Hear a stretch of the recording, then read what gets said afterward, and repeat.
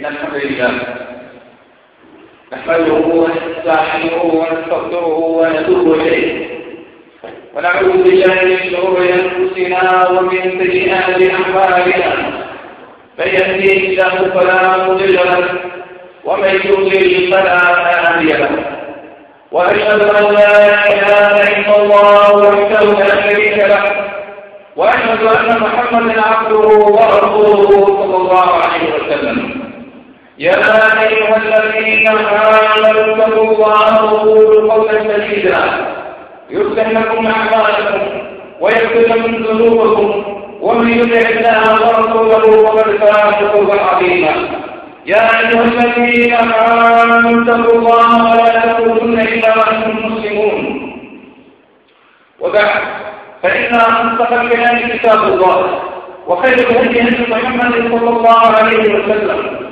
وشر الأمور محدثاتها وكل محدثة بدعة وكل بدعة ضلالة وكل ضلالة في النار.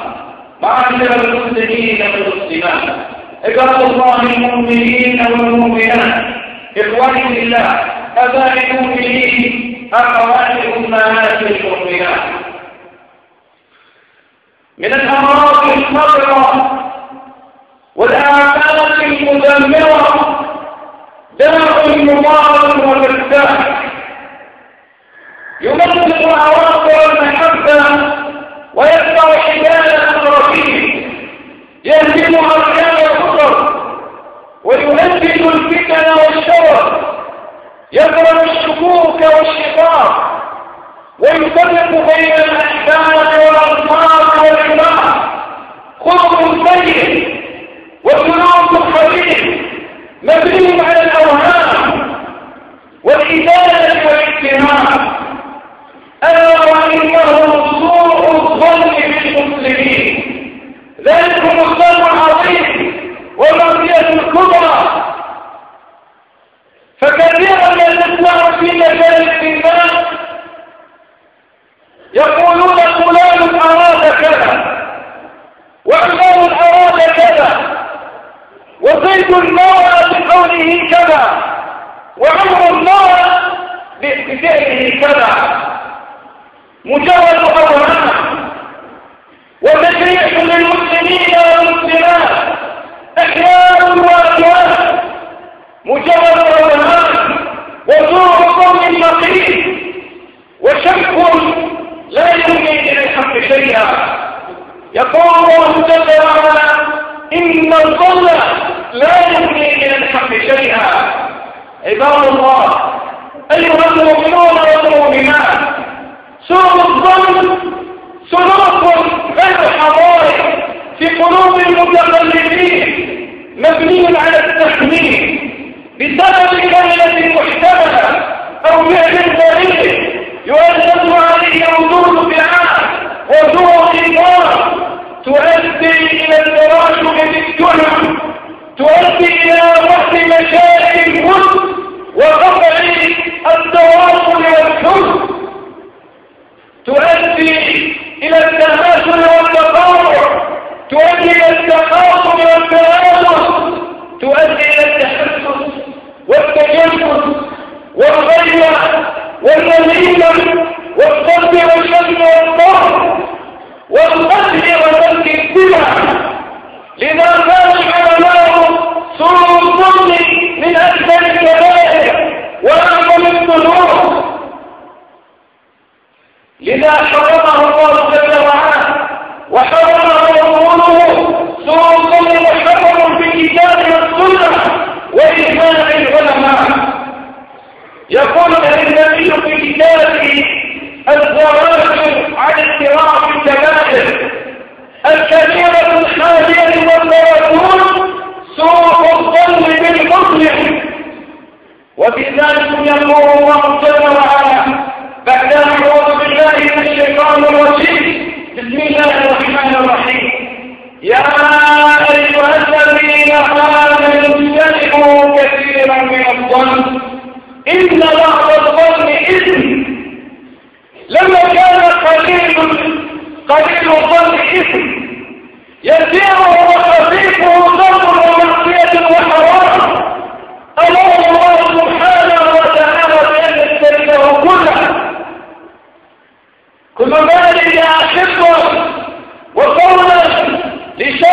وعرض المسلمين والمسلمات، فكل مسلم على مسلم حرام، دمه وماله وعرضه، بحسب امرئ من الشر أن يحكم أخاه المسلم أخو المسلم لا يظلمه ولا يحشره ولا يقتله.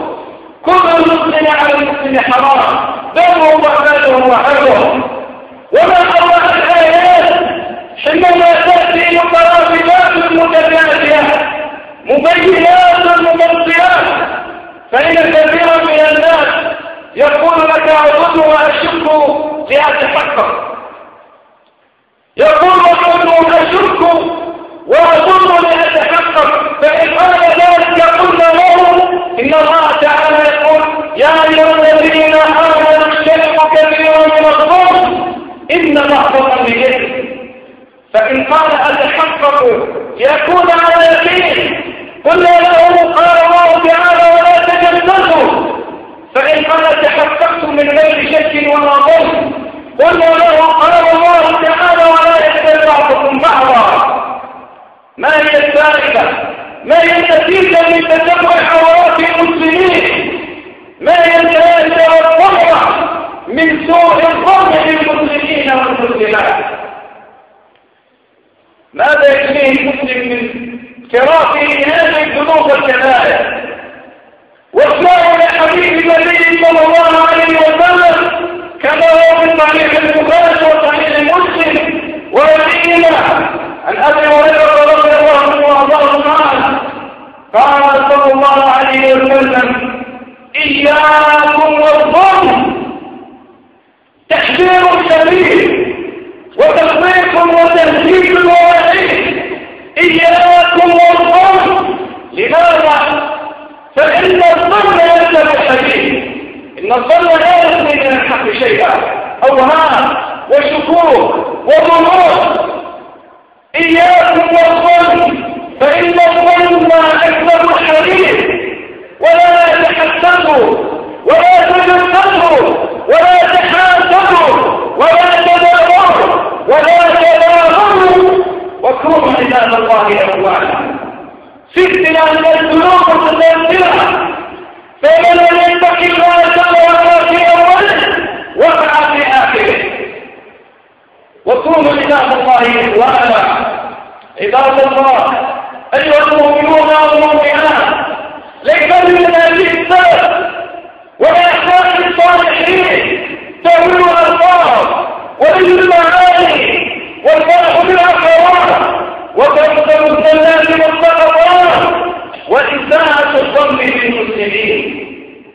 يقول الحسن البصري رحمه الله تعالى كتب إلي بعض إخواني من أصحاب رسول الله صلى الله عليه وسلم أنضح أمر أخيك على أحسنه،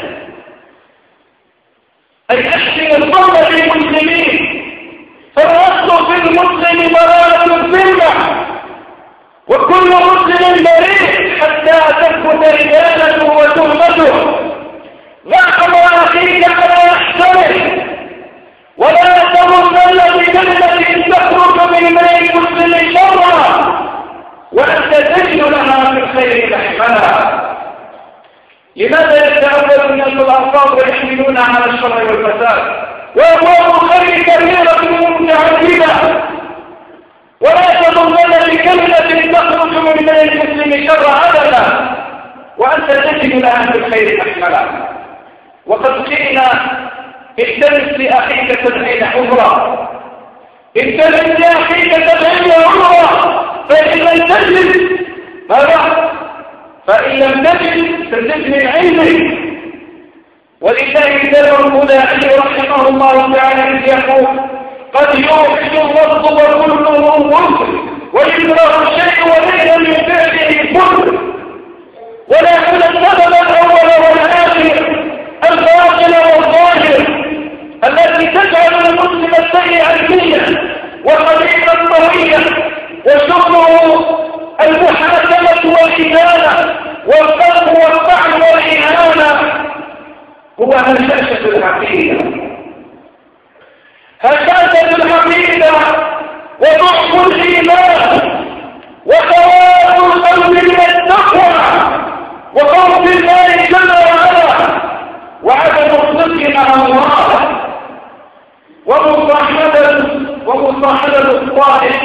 الفاسدين.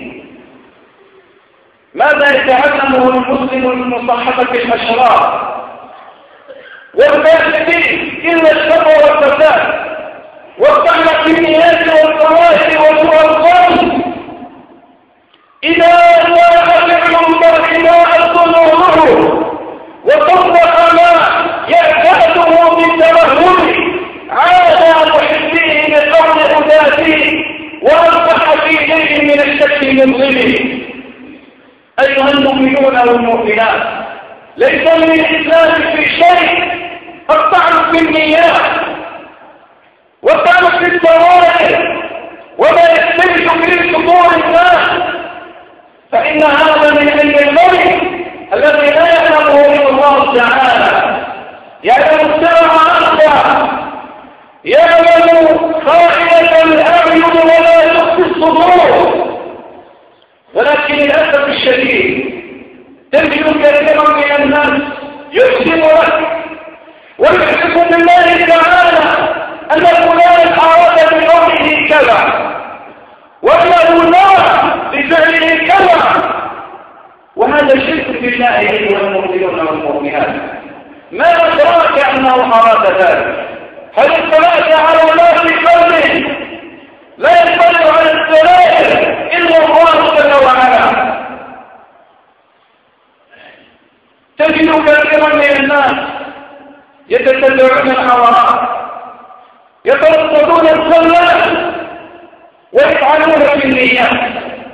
وقد حذرنا النبي صلى الله عليه وسلم أشد التحذير، لأن ترصد المكارم وتتبع علوم الناس يفسدهم. فكم من مؤمن أفسده الناس بسبب كثرة تتبع لعوراتهم، أنت تفعل كذا وقد قلت كذا وفي نيته أن يتوب وأن يرجع، ولكن كثرة الاتهام وتتبع العورات تجعله يسر والاستنساخ في الذنوب والمعاصي. ولكن أنت تتخيل وتصور إذا فاش هذا أو فاش هذا المرء وهذه الآفة مطلقة في المجتمع فإنه يفسد جميع الناس. ولذلك قال النبي صلى الله عليه وسلم كما جاء في سنة الترمذي وصحيح ابن جابر وغيرهما، قال صلى الله عليه وسلم: إن تتبعت عورات الناس أسلمتهم، إن تتبعت عورات الناس أسلمتهم أو كدت تسلمهم. للأسف الشديد هؤلاء خلق من الناس لم يؤمنوا إلا بأسئلتهم كما قالت الأعراب آمنا، بل قلوا أسلمنا ولم يدخل الإيمان في قلوبكم. الذي خالط الإيمان بشاشة قلبه يراقب الله تعالى في لسانه ويستقيم في أعراض المؤمنين والمؤمنات. جاء صحيح الجامع وغيره عن جابر وعن ابن عمر رضي الله عنه وارضاه أن النبي صلى الله عليه وسلم قال: يا معشر من آمن بلسانه. الإيمان باللسان سهل، كلنا مؤمنون وكلنا مسلمون. يا معشر من آمن بلسانه ولم يدخل الإيمان إلى قلبه. أين مكانة الإيمان في القلب؟ أين خلق الله جل وعلا في فخر الإنسان؟ يا معشر من آمن بلسانه ولم يدخل الإيمان إلى قلبه لا تخزوا المؤمنين ولا تعيروهم ولا تتبع عوراتهم، فإنه من تتبع عورات أخيه تتبع الله عورته، وكلما صاحب عورات وصاحب علوم وسلة، ومن تتبع الله في عورته أو عورته يفضحه ولو في جوف رحله. أقول قولي هذا واستغفر الله لي ولكم إنه هو الغفور الرحيم. سبحانك اللهم وبحمدك أشهد أن لا إله إلا أنت أستغفرك وأتوب إليك.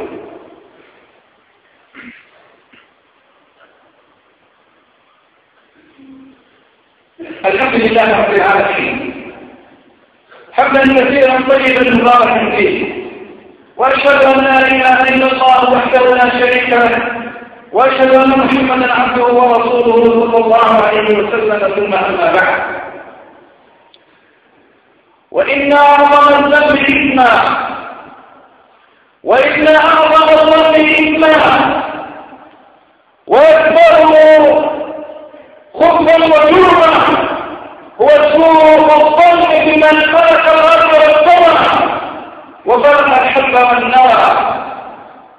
ذلك أن حسن الظن بالله من مسائل الإيمان والعقيدة والتوحيد. ينبغي للمؤمن أن يحسن الظن بالله جل وعلا، وقد ضرب لذلك الإمام ابن تيمية رحمه الله تعالى في كتاب التوحيد منبها على وجود حسن الظن بالله تعالى. قال: حسن الظن بالله من واجبات التوحيد. وصنع ذلك أيضا الإمام مسلم في صحيحه، فقد بوب له بابا فقال: باب الأمر بحسن الظن بالله تعالى عند الموت. وكذا حديث جابر بن عبد الله الأنصاري قال: سمعت رسول الله صلى الله عليه وسلم يقول: لا يموتن أحدكم إلا وهو يحسن الظن بالله تعالى. وفي صحيح البخاري في حديث قدسي يقول الله جل وعلا: أنا عند ظن عبدي بي. ومعناه إذا كان المؤمن في فرج الموت وفي ساعات الاحتضار فإن ظن بالله خيرا ومغفرة ورحمة أعطاه الله خيرا وتجاوز له عن ذنوبه وسيئاته، وإن ظن بالله تعالى شرا وسوءا أعطاه الله ما ظنه من ذنوبه. يقول الإمام القرطبي رحمه الله تعالى في المفهم: أنا عند ظن عبدي بي.